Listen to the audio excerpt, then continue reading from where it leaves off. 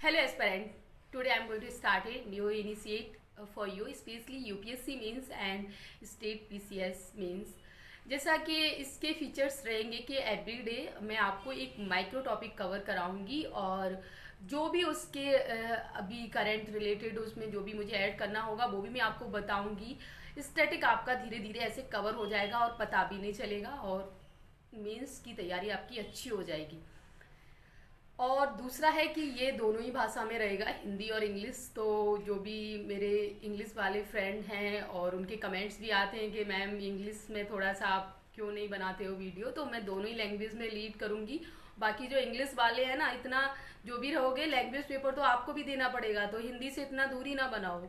या फिर जो भी साउथ वाले हैं, जो भी मेरे फ्रेंड साउथ वाले हैं, तो ठीक है आपके यहाँ की वो अलग लैंग्वेज रहेगी, लेकिन हिंदी तो एक ऐसी लैंग्वेज है कि अगर आपको अलग कैडर भी मिल गया, नॉर्थ मिल गया, तो हिंदी आपको आनी चाहिए।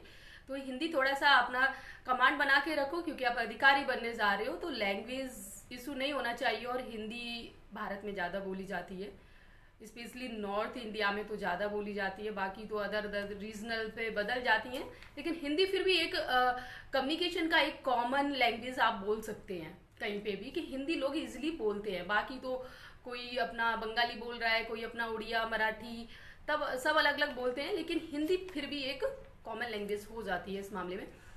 तो मैं कहना चाहूँगी। और दूसरा है कि लोग ना pre pre pre pre pre बात कर रहे हैं, और प्री के बारे में कहना चाहूँगी ना, सिंपल सिंपल मैं बोलना चाहूँगी ना, एग्जाम हॉल में ना 150 में से या 100 में से ना 50 क्वेश्चन तक ही आप इजीली पहुँच पाते हो। 50 के बाद में ना मेरे भाइयों तुक्का ही लगाना पड़ता है, और जिसका तुक्का लग गया ना वो पास हो गया, जिसका नहीं लगा वो फेल हो गया। जो पास होता है उसको भी नहीं पता होता कि वो कैसे पास हो गया। रियल तो ये है। अब इस सच्चाई को कोई स्वीकार करे या ना करे, क्योंकि 75% तक तो हम भी बना लेते हैं, तुम भी बना लेते हो। 75 से आगे जो खेल शुरू होता है तुक्का लगाने के लिए, it's not call a blank तुक्का, इट्स अ स्मार्ट तुक्का, कि जिसका फिट बैठ गया, कि आपने कुछ पढ़ा है, आपका कॉन्सेप्ट क्लियर है, उसे आप रिलेट करके जो तुक्का लगा रहे हो। मैं उस तुक्के के बारे में यहाँ पे बात कर रही हूँ।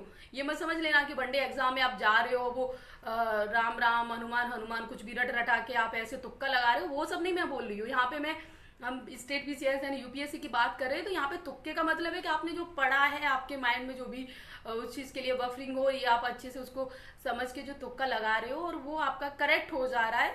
और ये एक तरीका भी होता है, और जिसके साथ फिट बैठ जाता है उसका प्री निकल जाता है, लेकिन श्योर क्यों ही नहीं होता कि उसका कैसे निकल गया, क्या नहीं निकल गया। प्री लाइक का तुक्का गेम, ठीक है। अब चाहे कोई किसी को कोई अपने आप को कोई धुरंधर शो करे, तो ये सब चीज़ों पे बिल्कुल भी बिलीव मत करना, ठीक है। अगर भैया आपको मिल रहे हैं या दीदी आपको मिल रही हैं जो बहुत बड़ी धुरंधर आपको बता रहे हैं या बता रही हैं कि नहीं नहीं हमारा प्री कभी नहीं रुकता है, तो बस वही उनका गेम जो चल रहा है ना, वही चल रहा है। लेकिन उनका बहुत ही रेयर होते हैं ऐसे मिलेंगे कि जो प्री एकदम प्री वाले खिलाड़ी मिल रहे होंगे ना, कि वो मेंस पास कर पाए, क्योंकि सर्कल है भाई, दोनों दोनों दोनों में ना गेम है। अगर आपने एक ही को ज़्यादा लीड किया ना, तो आप मेंस पास नहीं कर पाओगे। इसीलिए आपको प्री में इतना मतलब ऑस्कर नहीं मिलने वाला है कि आप बहुत ज़्यादा मार्क्स ले आएंगे। आप बैलेंस करो कि ठीक है हमारा प्री निकल जाए, लेकिन रेडी इस तरीके से रहो कि जिस बार ना मेंस लिखने का मौका मिले, उस बार पीछे मुड़ के नहीं आना है। इस तरीके से मेंस को अपना तैयार कर लो। मेंस बहुत इजीली तैयार हो जाएगा, बहुत आसान भी रहता है, क्योंकि आपको चीज़ें थोड़ा सा डिटेल में पढ़नी होती हैं, तो चीज़ें बहुत इजी हो जाती हैं। तो ये रहा मेरा एक छोटा सा एडवाइस, और जो भी आपको अच्छा लगा हो वीडियो को ज़्यादा से ज़्यादा शेयर करना, लाइक करना। तो आज मैं स्टार्ट करने जा रही हूँ GS3, ठीक है। GS3 से हम स्टार्ट करेंगे, और इसी से रिलेटेड मेरे डेली टॉपिक आते रहेंगे। तो GS3 में आपके कौन कौन से टॉपिक ऐसे रहते हैं जहाँ पे हम पढ़ते हैं technology, economic development, biodiversity, environment, security and disaster management के बारे में हम पढ़ेंगे। तो सबसे पहले हम यहाँ पे शुरू करेंगे इकोनॉमिक डेवलपमेंट के बारे में। जैसे हम जानेंगे बफर स्टॉक, सब्सिडीज, स्पेशली आजकल एक चल रहा है इंटीग्रेटेड फार्मिंग सिस्टम के बारे में हम जानेंगे।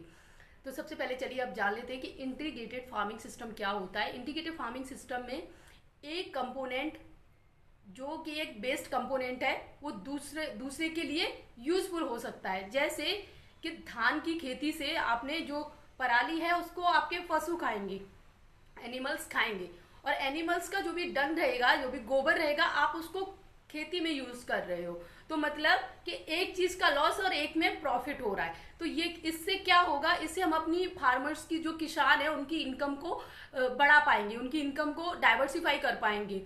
साथ ही में जो एक अन्नदाता, जो लाइक हमारे किसान जो भी अन्नदाता है, उनकी जो इनकम, उनको हम एम्पावर कर पाएंगे, उनकी इनकम को डबल कर पाएंगे। इस तरीके की अप्रोच लाते हैं। जैसे कि आप तालाब है, तालाब में आप मछली पाल रहे हैं, ऊपर बतख जो रहती है वो आप पाल रहे हैं, तो बतख क्या है, ऊपर से कीड़े खा रही है, तालाब को सही करिए, ठीक है। और तालाब से आप पानी, जो फसल में भी आप पानी यूज कर रहे हैं, तो मतलब तालाब का किस तरीके से आप यूज कर रहे हो, ये क्या है, इंटीग्रेटेड अप्रोच है। आप नीचे मछली पालन कर रहे हो, ऊपर बतख भी आप रखे हुए हो क्लीनिंग के लिए, और पानी भी यूज कर रहे हो फसल के लिए। तो ये क्या हुआ आपका इंटीग्रेटेड फार्मिंग सिस्टम। तो आप इसमें लिख सकते हैं इसके बेनिफिट किस तरीके से हो सकते हैं, किसानों की इनकम आप ग्रो कर पाएंगे, इस तरीके से इसमें आप पॉइंट लिख पाएंगे। तो ये रहा था हमारा इंटीग्रेटेड फार्मिंग सिस्टम, जो मैं आप लोगों को बताना चाह रही थी। तो वीडियो आपको पसंद आए तो ज़्यादा से ज़्यादा वीडियो को लाइक करना, शेयर करना। Thank you.